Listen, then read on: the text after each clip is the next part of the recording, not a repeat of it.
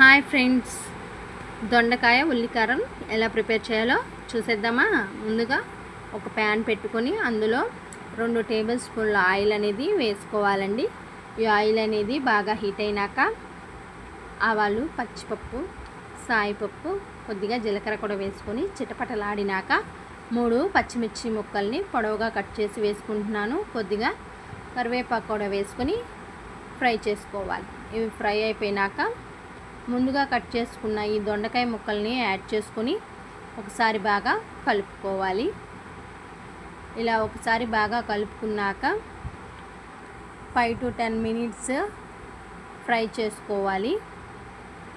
ఇలా ఫ్రై చేసుకోవటం వల్ల దొండకాయలు అనేవి బాగా ఫ్రై అయిపోతాయండి, క్రిస్పీగా వస్తాయి. ఇలా ఒక 10 minutes హై ఫ్లేమ్లో పెట్టి ఫ్రై చేసుకున్నాక మూత పెట్టి కుక్ చేసుకోవాలి. ఇప్పుడు మీడియం ఫ్లేమ్లో అడ్జస్ట్ చేసుకోవాలండి, మంట అనేది అడ్జస్ట్ చేసుకొని మూత పెట్టి కుక్ చేసుకుందాం. ఈ లోపల మనం ఉల్లికారాన్ని రెడీ చేసుకుందాం. ఒక ప్యాన్ పెట్టుకొని కొద్దిగా ఆయిల్ వేసుకొని ఆయిల్ అనేది హీట్ అయినాక ధనియాలు, జీలకర్ర, కొబ్బరి, చిన్నుల్లిపాయలు వేసుకొని ఫ్రై చేసుకోవాలి. ఇవన్నీ బాగా ఫ్రై అయినాక స్టవ్ ఆఫ్ చేసి చల్లారనివ్వాలి. ఈ దొండకాయల్ని మూత తీసి చూద్దామండి. ఇలా మధ్య మధ్యలో మనం ఈ దొండకాయల్ని కలుపుకుంటూ ఉడికించుకోవాలి. చల్లారిపోయిన ఈ ధనియాలు, జీలకర్ర ఈ మిశ్రమాన్ని అన్నిటినీ మిక్సీ జార్లోకి తీసుకొని ఒక చిన్న సైజు ఉల్లిపాయని కూడా యాడ్ చేసుకొని రుచికి తగిన కారాన్ని కూడా వేసుకొని గ్రైండ్ చేసుకోవాలి. ఇలా పేస్ట్ లాగా గ్రైండ్ చేసుకున్నాక మనం దొండకాయలు అనేవి బాగా వేగనివ్వాలండి. ఇవి వేగినాక మాత్రమే మనం ఈ కారాన్ని అనేది వేసుకోవాలి. దొండకాయల్లో కొంచెం పసుపుని యాడ్ చేసుకొని ఒకసారి బాగా కలుపుకొని ఫ్రై చేసుకుంటున్నాను.